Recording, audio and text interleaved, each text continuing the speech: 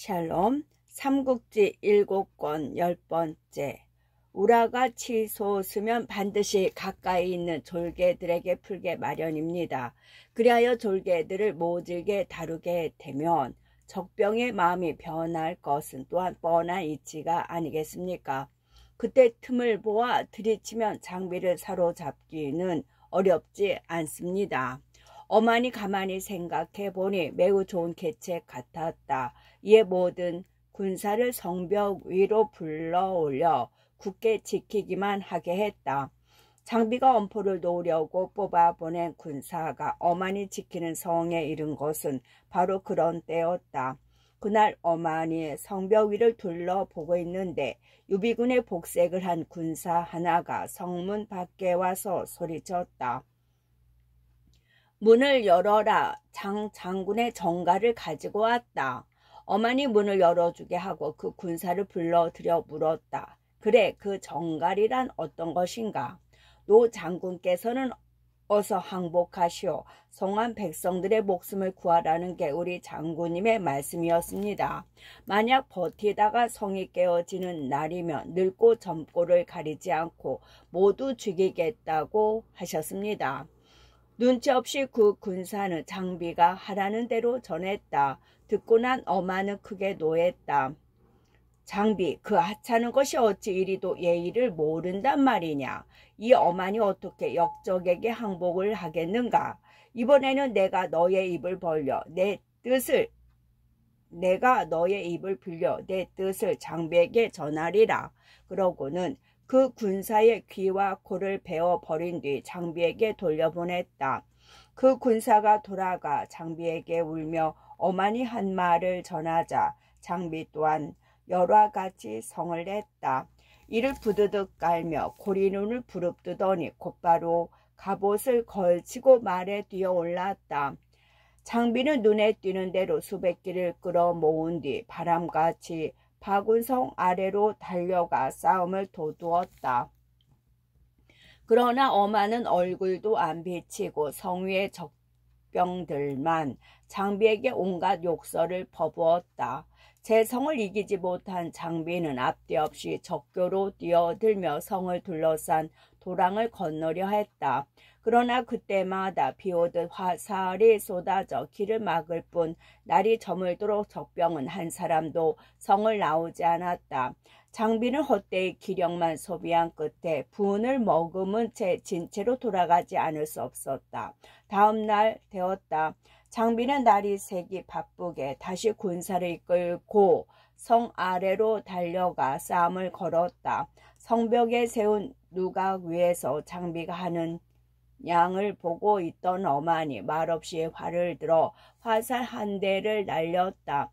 화살은 보기 좋게 장비의 투구에 맞았다. 장비가 어만을 손가락질하며 악을 썼다. 어만, 이 늙은 것아, 내 너를 사로잡기만 하면 반드시 너의 생사를 씹으리라. 그러나 어만은 대꾸조차 없었다. 그날도 장비는 저물도록 헛기운만 쓰다가 다시 군사를 되돌리는 수밖에 없었다. 셋째 날이 되었다. 장비는 또 군사를 이끌고 성 곁으로 가서 욕을 퍼부어 댔다. 원래 바군의 성은 산 위에 자리 잡은 것이라 그 둘레에도 여러 산들이 솟아 있었다. 욕을 퍼붓다 지친 장비가 도대체 성 안에서 무슨 짓들을 하고 있는지 궁금했다. 성보다 높이 솟은 산 위에 올라가 성 안을 내려다보았다. 갑옷 입은 군사들이 대우를 갖추어 성 안에 숨어 있는 게 보였다. 다만 나와서 싸우려 들지 않을 뿐 싸울 채비는 그 어느 성보다 단단했다. 백성들도 바쁘게 군사들 사이로 오락가락하며 벽돌을 쌓는다. 싸움에 쓸 돌을 나른다. 법석을 떨었다. 군민이 한마음이 되어 성을 지키고 있는 모습이었다. 내려가자. 한참을 내려다보던 장비가 못마땅한 듯 혀를 차며 소리쳤다. 그리고 욕설만으로는 성 안의 군사들을 끌어낼 길이 없다 생각했는지 새로운 영을 내렸다. 마구는 모두 말에서 내리고 보고는 땅바닥에 앉아 놀아라. 다만 저기 오면 금세 맞싸울 마음의 채비를 잊어서는 아니 된다. 하지만 남은 소용이 없었다. 성 안의 적군은 얕잡아 봐도 너무 얕잡아 보는 듯한 짓거리였지만 성 안에서는 끝내 개새끼 한 마리 얼씬하지 않았다. 장비는 다시 쓸데없는 욕질로 목만 쉬어 자기 진채로 돌아갔다. 자신의 군막으로 돌아온 장비는 홀로 생각에 잠겼다. 하루 종일 소리질러 욕해봤자 저쪽에서 나오지 않으니 어찌하면 좋겠는가. 실로 난감한 일이 아닐 수 없었다. 답답한 가슴으로 머리를 쥐어짜다 문득 한 가지 좋은 꾀가 떠올랐다. 장비는 장수 하나를 불러 군사 10명 가량을 딸려주며 말했다. 너는 지금 이들을 데리고 성 아래로 가서 다시 어만에게 욕을 퍼부어라. 어만은 너희 머리수가 적은 걸 보고 군사를 내보낼 것인데 그때는 그냥 우리 쪽으로 도망쳐 오기만 하면 된다. 그리고 남은 장졸들에게는 진체 안에 가만히 머물러 있되 언제든 적이 오면 맞을 수 있는 채비를 갖추게 했다. 일종의 유인책이었다. 명을 받은 10명 안팎의 군사들은 곧 성 안으로 달려가 욕설을 퍼붓기 시작했다. 그동안 장비는 진체에서 주먹을 쥐었다 폈다 하며 어만이 걸려들기만을 기다렸다. 하지만 이번에도 아무런 소용이 없었다. 그날뿐만 아니라 그 뒤로도 이틀간이나 더 군사를 보내 욕을 퍼붓게 했건만 어만은 끝내 꼼짝도 하지 않았다. 이에 장비는 다시 머리를 쥐어짜듯 하여 개교 하나를 더 생각해냈다. 군사들 모두 흩어 나무를 베고 말먹이 풀을 뜯어오게 하라. 그리고 아울러 성을 지나쳐 갈 샛길이 있는지 찾아보라. 장비가 장수들을 불러 그렇게 영을 내렸다. 장졸들은 장비의 속셈도 모르면서 시키는 대로 따랐다. 한편 성 안에 있는 어만은 며칠씩이나 장비의 움직임이 보이지 않자 마음에 의혹이 일었다. 엿새나 연이어 악을 쓰며 싸움을 걸던 장비가 갑자기 눈앞에 보이지 않는 데 대한 의혹 또한 클 수밖에 없었다. 어만은 눈치 빠른 군사 여나무 명을 골라 장비의 군사들로 꾸미게 한 뒤 성 밖으로 내보냈다. 나무하고 불배는 장비의 군사들 틈에 끼어 허시를 탐지하게 할 작정이었다. 산속으로 들어간 어만의 군사들은 별 탈 없이 장비의 군사들 틈에 끼어 일하다가 해질 무렵 한 덩어리가 되어 진채로 돌아갔다. 장비가 장막 안에서 발을 굴러가며 성질을 부리고 있었다. 어만, 이 하찮은 늙은 것이 나를 분통 터져 죽게 할 작정이구나. 장비의 짜증 섞인 호통이 장막 밖에까지 들려나왔다. 곁에 있던 사람들이 그런 장비를 달랬다. 장군께서는 너무 조급하게 생각하지 마십시오. 이 며칠 새이 한 가닥 새끼를 찾아냈는데 파구는 거치지 않고도 앞으로 나갈 수 있을 것 같습니다. 그런 길을 알고 있었다면 왜 진작 내게 일러주지 않았느냐. 듣고 난 장비가 버럭 성을 내며 목소리를 높였다. 거기에 겁을 먹었는지 여럿이 입을 모아 대꾸했다. 길은 찾았으나 아직은 미심쩍은 데가 있습니다. 지금 사람을 풀어 자세히 살펴보게 하는 중입니다. 그러자 장비가 벌떡 몸을 일으키며 소리쳤다. 일이랑 꿈을 대다가 때를 놓쳐서는 안 된다. 오늘 밤 2경에 밥 지어 먹고 3경에 달 뜨거든 모두 떠나도록 하자. 사람은 하물을 물고 마른 방울을 떼어 조용히 빠져나가면 어만 쟤까지 것이 어찌 알겠느냐. 내가 앞장서서 길을 열 것이니 너희들은 차례로 따라오기만 하면 된다. 그러고는 그 자리에서 사람들을 몰아내어 그 일을 진체 안의 모든 장졸들에게 알리게 했다. 장비의 군사들 틈에 섞여있던 어만의 군사들도 그 소리를 들었으면 말할 나위도 없었다. 장비의 속셈도 모르고 큰 기밀을 낚았다고 믿은 그들은 곧 성 안으로 들어가 어만에게 그 소식을 전했다. 듣고 난 어만은 기쁨을 감추지 못했다. 내 벌써 알았지. 장비 그 하찮은 것이 어찌 끝내 참아낼 수 있겠는가. 제가 새길로 이곳을 지나치려 가려 한다니 틀림없이 양식과 치중은 뒤에 세울 것이다. 내가 뒤를 들이쳐 그걸 뺏고 길을 막아버린다면 쟤까지 것이 가기는 어딜 간단 말이냐. 잘됐다. 그 꾀 없는 촌놈을 이제 내 계책에 떨어졌다. 그렇게 말하고는 곧 장졸들에게 영을 내렸다. 오늘 밤 이경에 밥 지어 먹고 삼경에는 성을 나간다.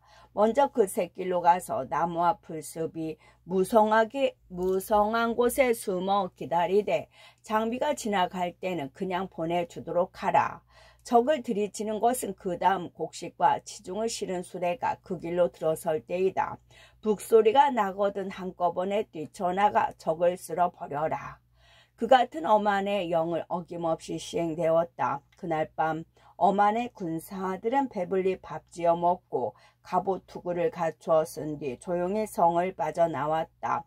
그리고 미리 정한 곳에 흩어져 20채 장비의 군사들이 지나가기만을 기다렸다. 어만도 비장여나무을 데리고 몸소 성을 나왔다. 거꾸로 장비를 쳐부수게 되었다 하는 기쁨이 그의 유별난 조심성을 무디게 한 탓이었다. 자기 편 군사들이 숨어있는 곳에 이르자 그 역시 말에서 내려 습속에 몸을 감췄다. 그럭저럭 삼경이 되자 장비의 군사들이 그 샛길을 지나가기 시작했다. 들은 대로 장비가 맨 앞에서 장팔 사물을 비껴든 채 말을 몰고 있었다. 딴에는 숨소리마저 죽이려고 애쓰는 빛이 역력했다. 어만의 군사들은 미리 받은 군령대로 그런 장비를 그냥 지나치게 버려두었다. 오래전에 기다리던 수레의 행렬이 뒤를 이었다. 그걸 본 어만은 이때다 싶었다. 북을 울려라. 어만이 나직이 영을 내리자 갑자기 북소리가 요란하게 울리며 사방에서 복병이 일어났다. 그런데 벌떼같이 일어난 복병들이 막 장비의 군사들을 덮치려 할 때였다. 호련 등 뒤에서 한 소리 큰 징소리가 나며 한때의 군마가 어만의 복병들을 덮쳤다.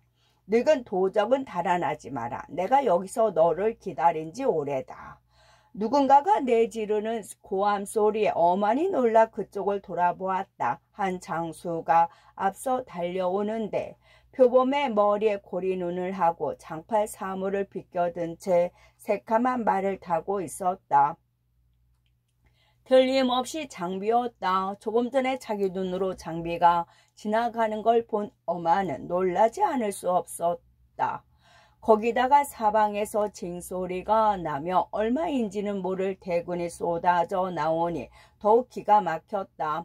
이미 장비가 눈앞에서 다가들어 칼을 휘두르기는 했으나 이미 어만의 손발은 제대로 말을 듣지 않았다. 그걸 알아챈 장비는 첫 합부터 짐짓 빈틈을 보였다. 거기에 속은 어만은 한 칼로 장비를 베어버릴 듯 힘차게 칼을 내리쳤다. 버뜩 몸을 적셔 피한 장비가 그대로 어만에게 다가들더니 어만의 갑주끈을 잡고 덥석 말 등에서 들여 올려 땅바닥에 내동댕이 쳤다. 어만이 땅바닥에 떨어지자 장비의 군사들이 벌떼처럼 그를 둘러쌌다. 그리고 갈고리와 올가미를 던져 금세 어만을 멧돼지 올 듯 꽁꽁 얽어놓고 말았다. 처음 그 길을 앞장서서 열고 간 장비는 실은 생김이 비슷한 졸개를 그렇게 꾸민 가짜였다. 장비는 자신이 그 길로 파군을 지나쳐 가려 한다는 소문을 듣는다면 어만이 그대로 성 안에 죽치고 있을 리 없다고 여겼다. 뿐만 아니라 어만이 북소리로 군호를 삼을 것까지 짐작하고 자신은 징소리로 군호를 삼을 정도로 치밀하게 계책을 짜 어만을 사로잡게 되었다. 사방에서 적병이 밀려드는 데다 대장까지 사로잡히는 것을 보자 서천 군사들은 더 싸울 마음이 없었다. 태반이 갑옷을 벗어 던지고 장자루를 거꾸로 잡으며 항복의 뜻을 나타냈다. 장비는 기세를 타고 군사를 휘몰아 파군성으로 달려갔다. 그곳 역시도 어만이 사로잡힌 것을 알자 이렇다 할 싸움 없이 문을 열고 항복했다. 장비는 군사들에게 엄명을 내려 함부로 백성들을 죽이지 못하게 하고 방을 써붙여 군민을 모두 안심시켰다. 오래전에 군사들이 오랏줄에 묶인 어만을 끌고 왔다. 그때 장비는 대청 높직한 곳에 자리 잡고 앉아 있었다. 그러나 끌려온 어만은 결코 그런 장비에게 무릎을 꿇으려 들지 않았다. 장비가 성난 눈길로 그런 어만을 내려보다가 이를 북북 깔며 물었다. 이미 내가 이곳에 이르렀는데도 너는 어찌하여 항복하지 않고 감히 내게 맞서리 하였는가? 그래도 어만은 전혀 두려워하는 기색이 없었다. 오히려 장비를 노려보며 꾸짖었다. 너희들은 의롭지 못하게 우리 주군을 침범한 자들이다. 이곳에는 목이 잘리는 장수는 있을지언정 항복하는 장수는 없을 것이다. 그 말을 들은 장비는 더욱 성이 났다. 좌우를 둘러보며 어만을 끌어내다 목을 베라고 소리소리 질렀다. 어만도 지지 않고 그런 장비를 마주 꾸짖었다. 이 역정놈아, 베려면 빨리 벨 것이지 웬 놈의 성질을 그리 부리느냐. 그런 어만의 목소리가 씩씩하기 그지없었고 얼굴에도 두려워하는 그늘은 찾아볼래야 찾아볼 길이 없었다. 그걸 본 장비는 도리어 마음이 변했다. 사나이다운 사나이를 만났다는 기분 때문일까? 조금 전까지의 분노가 문득 기쁨으로 바뀐 것이었다. 모두 물러나라. 장비가 앞뒤 없이 소리쳤다. 그리고 모두 영문 모를 얼굴로 그 갑작스런 호령에 몰려 물러나자 몸속 계단 아래로 내려가더니 어만의 묶은줄을 풀어주었다. 뿐만이 아니었다. 새로이 옷을 가져오게 하여 갈아입히더니 어만을 대청 가운데 있는 높은 자리에 앉히고는 넙죽 절을 했다.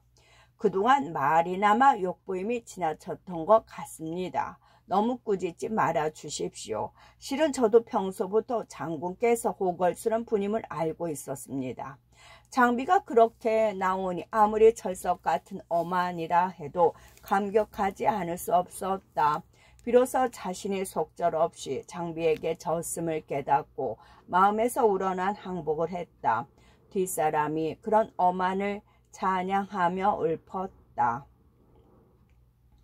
머리 털어 희도로 서쪽에 살았으되 맑은 이름은 온 나라를 떨쳐 울렸네. 충성된 마음 밝은 달과 같고 드높은 기상 장강을 말 듯하네. 차라리 목 잘려 죽을지언정 어찌 무릎 꿇어 항복할 수 있으리. 파주 땅에 나이든 장수 하늘 아래 그 짝을 찾을 수 없구나. 장비는 어만의 항복을 받았으나 조금도 예를 잃지 않았다. 좋은 말로 늙은 어만의 씁쓸한 마음을 어루만져 준 뒤에 가르침을 정하듯 물었다. 이 장암흑에는 운이 좋아 파군을 지날 수는 있게 되었습니다만 앞으로 남은 길을 생각하니 막막합니다. 어떻게 하면 서천으로 드는 수고로움을 줄일 수 있겠습니까? 어만이 한참을 묵묵히 있다가 천천히 입을 열었다. 싸움에 진 장수로서 장군의 두턴 은혜를 입었으니 어찌 보답하지 않을 수 있겠습니까? 말이나 개의 수고로움이라도 장군을 위해서라면 마다하지 않겠습니다. 제 생각에는 활을 쏘고 창칼을 휘두른 일이 없이 바로 성도를 향해 가는 길도 있을 듯합니다만 어떤 길입니까? 장비가 반가운 표정을 감추지 못하고 급히 물었다. 어만이 다시 한번 말이 없다가 이윽고 마음을 정한 듯 무겁게 입을 열었다. 이리로 쭉 가면 낙성에 이르게 되는데 그때까지 있는 곡관과 험한 길목을 지키는 일은 모두 이 늙은이가 맡고 있었죠. 따라서 거기 있는 모든 관군들도 제가 다스려 왔으니 바라건대 장군께서는 이 늙은이를 앞장 세워 주십시오. 가는 곳마다 그곳을 지키는 장졸들을 달래 모조리 장군께 항복하도록 해보겠습니다. 어제까지 서천의 든든한 기둥이 하나였던 어마는 드디어 서천을 뒤집는 지렛대로 변해버린 셈이었다. 장비는 그 말을 듣자 고마워해 마지 않았다. 곧 어만으로 하여금 전부를 맡게 하고 자신은 후부가 되어 그 뒤를 따랐다. 과연 어만의 말은 어김이 없었다. 어만은 가는 곳마다 그곳을 지키는 장졸들을 불러내 모두 장비에게 항복하도록 만들었다. 간혹 어찌하여 좋을지 몰라 망설이는 자가 있다면 어만이 차분하게 달렀다. 내가 이미 이렇게 항복했는데 하물며 너희겠느냐. 공연히 귀한 목숨 버리지 말고 항복하여 새 길을 찾으라. 그러면 모두 어김없이 성문을 열고 나와 항복하게 마련이었다. 덕분에 장비는 이렇다 할 싸움 한 번 없이 낙성으로 나아가는 길을 재촉할 수 있었다. 한편 공명은 형주를 떠날 때 이미 유비에게 사람을 보내 모두 낙성에서 만나기로 했으니 유비도 그리로 오라는 기별을 보냈다. 유비는 그 기별을 받자마자 여럿을 모아놓고 의논했다. 지금 공명과 익덕은 길을 나누어 서천으로 쳐오고 있는 바 낙성에서 서로 만나 함께 성도로 들어가려 한다. 물과 무투로 7월 20날에 형주에서 떠나니 이제 낙성에 당도할 때가 되었다. 우리도 속히 군사를 움직여 그리로 가야겠는데 어찌하면 좋겠는가. 황충이 얼른 그 말을 받았다. 장임이 매일처럼 와서 싸움을 걸었으나 우리가 성 안에서 나가지 않은 까닭에 적군은 우리를 얕잡아 보고 있을 겁니다. 상대편을 얕잡아 보게 되면 마음이 풀어지고 마음이 풀어지면 모든 일에 준비가 없게 마련이니 오늘 밤 군사를 나누어 적의 진체를 급습해 보는 게 어떻겠습니까? 어리석은 소견으로는 밝은 대낮에 싸움을 벌이기보다는 훨씬 나을 것 같습니다. 유비도 그 같은 황충의 말이 그럴듯했다. 이에 그 말을 따라 군사를 세 길로 나누어 장임의 진체를 야습하기로 결정 내렸다. 그날 밤 이경 무렵이었다. 황충은 왼편길을, 위연은 오른편을, 그리고 유비는 그 가운데를 맡기기로 하고 세 갈래 군마는 일제히 장임의 진체를 향해 떠났다. 과연 장임의 진체는 야습에 대한 아무런 준비가 없었다. 유비의 군사들이 물밀듯 밀어닥쳐 불을 지르자 뜨거운 불길이 하늘로 치솟는 가운데 장임의 군사들은 뿔뿔이 흩어져 달아날 뿐이었다. 유비는 그런 족병들을 전에 없는 기세로 몰아붙였다. 족병들은 부관을 버리고 낙성을 향해 꽁지가 빠지게 달아났다. 하지만 그 총중에도 먼저 낙성으로 달려가 장임의 패전을 전한 군사가 있었다. 급보를 받은 낙성의 장수들은 곧 군사를 내어 쫓겨오는 장임과 그 군사들 성 안으로 맞아들였다. 밤새껏 장임을 몰아내던 유비는 낙성의 군사들이 나와 그를 구해 가자 더 쫓기를 멈추고 도중에서 진체를 내렸다. 무리하게 뒤쫓다가 혹시라도 낭패가 있을까 걱정해서 그리한 것이었다.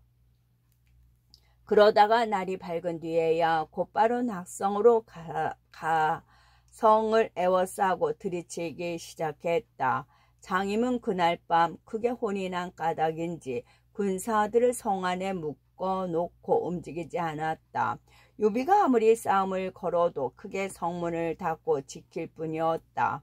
유비는 하는 수 없이 공성전을 벌였으나 워낙 든든한 성이라 쉽지 않았다. 그럭저럭 사흘이 지나갔다. 나흘째 되던 날 유비는 또 한 차례 호된 공격을 퍼부었다. 자신은 한 갈래 군사를 이끌고 서문을 들이치고 황충과 유연은 동문을 두들겨 부수게 했다. 남문과 북문을 비워둔 것은 적군이 그리로 빠져나가 봤자 달아날 길이 없는 까닭이었다. 남문 일대는 모두 험한 산길이요 북문 쪽은 부수가 길을 막고 있었다. 이때 장임은 성안이 가만히 앉아 유비가 하는 양을 냉정하게 살피고 있었다. 유비가 서쪽 문으로 말을 타고 오락가락하며 몸소 장졸들을 몰아대고 있는 게 보였다. 한쪽은 높고 든든한 성의 의지에 지키고 다른 쪽은 그걸 뛰어넘어 빼앗으려 하는 판이라 아무래도 더 힘든 쪽은 정해져 있게 마련. 진시부터 미시까지 쉴 새 없는 공격을 퍼붓고 나니 유비 쪽의 인마는 하나같이 지친 기색을 드러냈다. 그걸 본 장임은 서쪽에서 으뜸가는 지장답게 한 가지 좋은 계책을 떠올리고 오랑과 내동을 불렀다. 그대들은 각기 한 갈래 군사를 이끌고 북문으로 나가 동문을 치고 있는 위영과 황충을 등 뒤에서 덮치도록 하라. 나는 남문으로 나가 서문을 치고 있는 유비를 덮치리라. 장임은 그렇게 영을 내린 뒤 다시 성 안에 남은 장수들에게 일렀다. 그대들은 성 안에 남은 군사들과 백성들을 모조리 성벽 위로 데리고 나가 북을 울리고 고함을 지르게 하라. 적이 우리가 남문과 북문을 나가는 걸 눈치챌 수 없게 해야 한다. 그런 다음 서둘러 한 갈래 군사를 보라 성을 나갔다. 한편 힘을 다해 서문을 들이치고 있던 유비는 붉은 해가 서쪽 하늘로 기우는 걸 보자 그날도 성을 뺏기는 글렀다 싶었다. 이만 군사를 물리는 수밖에 없다 생각하고 후군부터 먼저 물러나라고 영을 내렸다. 그런데 명을 받은 군사들이 막 몸을 돌리려 할 즈음 문득 한쪽 성벽 위에서 크게 함성이 일었다. 군사들은 물론 유비까지도 영문을 몰라 그쪽을 멍하니 바라봤다. 그때 다시 함성이 일며 남문 쪽에서 한 갈래 인마가 쏟아져 나와 서문 쪽으로 덮쳐왔다. 바로 장임이 이끄는 군사들이었다. 장임은 모든 걸 제쳐놓고 오직 유비만을 목표로 말을 몰았다. 너무도 갑작스런 일인데다 하루 종일 고된 싸움으로 지쳐있는 유비의 군사들은 이내 어지러워졌다. 그러나 이때는 황충과 위원도 유비를 도와줄 형편이 못됐다.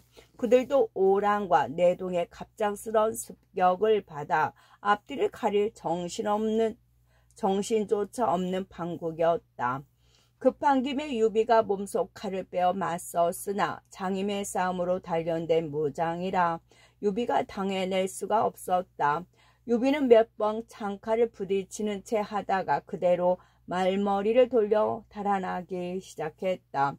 황망 중에 잡은 길이라 방향을 제대로 잡을 수가 없었다. 산 비탈에 난 좁은 길로 유비가 전방지축 말을 닿는데 장임이 놓치지 않고 바짝 뒤쫓았다. 유비는 혼자요. 장임은 몇 길을 거느리고 있어 위태롭기 짝이 없는 형국이었다.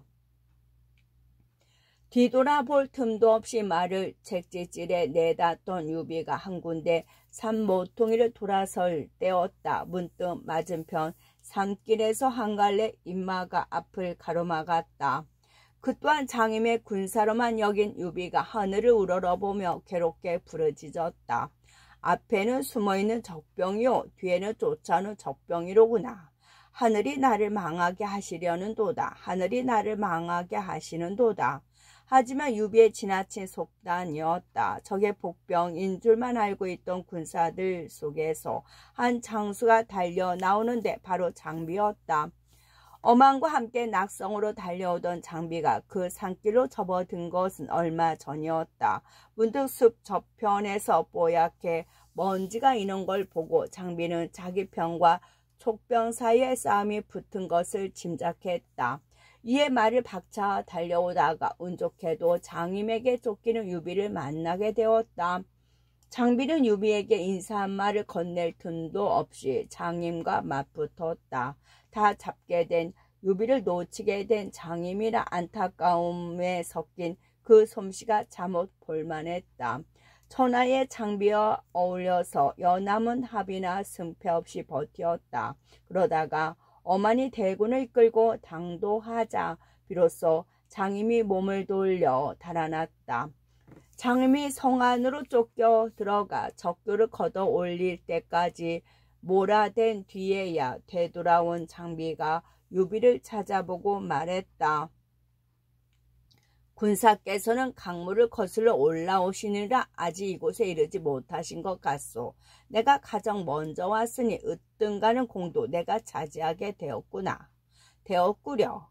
그런 장비의 말투에는 은근히 의시되는 빛이 있었다. 그러나 유비는 대견하기만 했다. 소뚜껑 같은 장비의 손을 덥석 잡으며 물었다.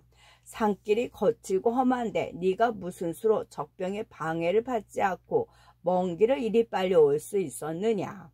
오는 길에 48곳이나 관해가 있었지만 여기 계신 엄한 장군의 공으로 털끝만한 힘도 들이지 않고 지나왔소.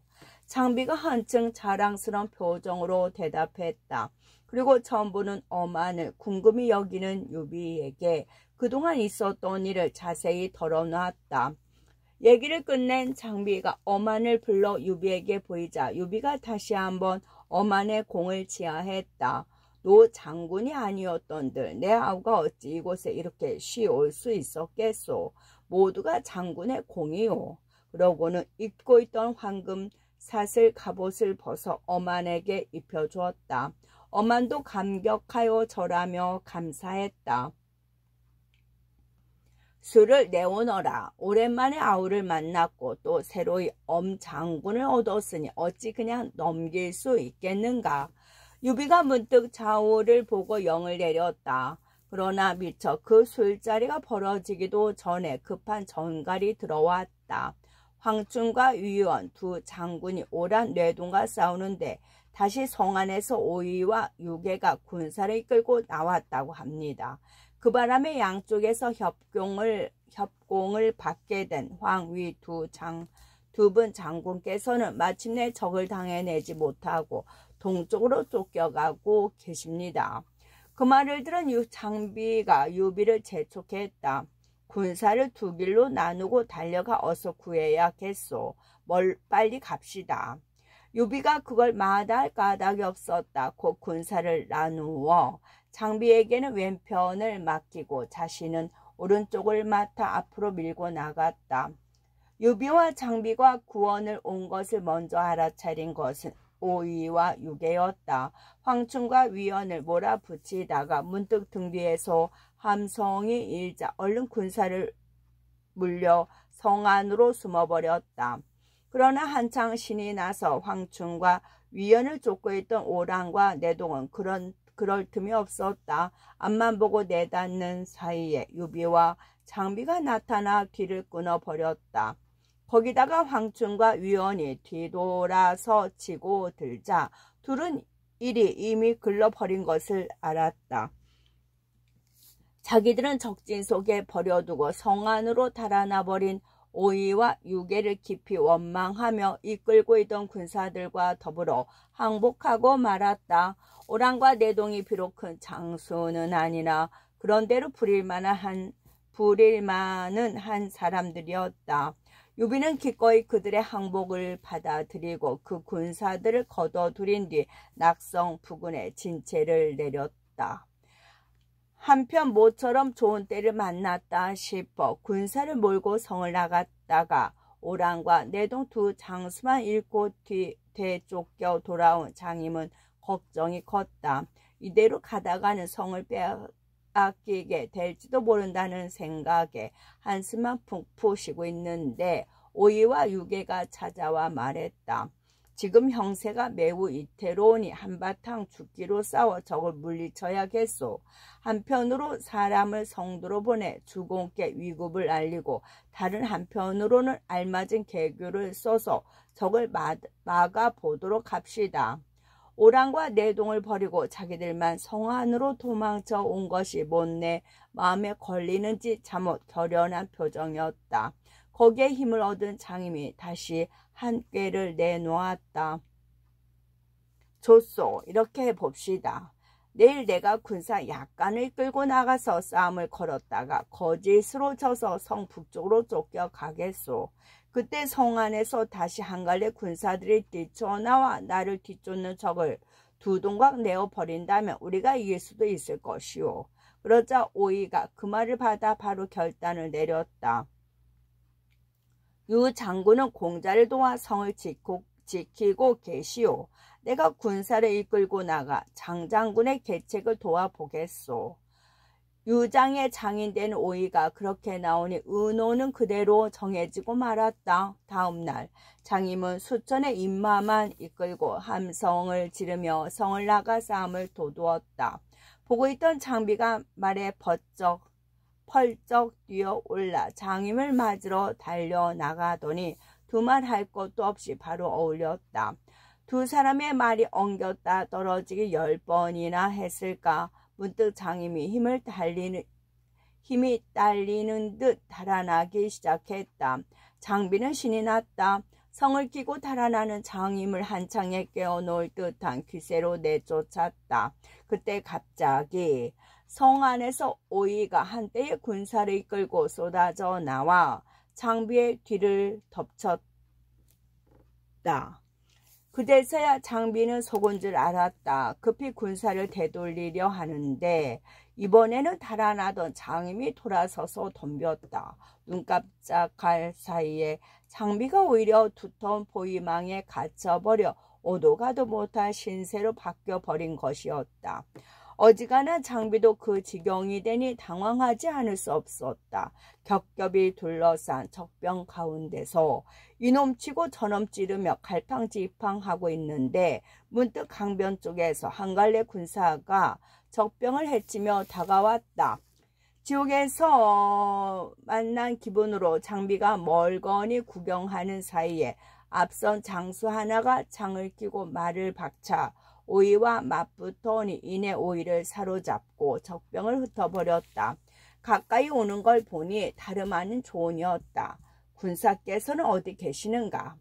장비가 반가워 어쩔 줄 모르며 물었다. 한바탕 싸움 다음이건만 조언은 숨결 한 가닥 흐트러짐 없이 대답했다.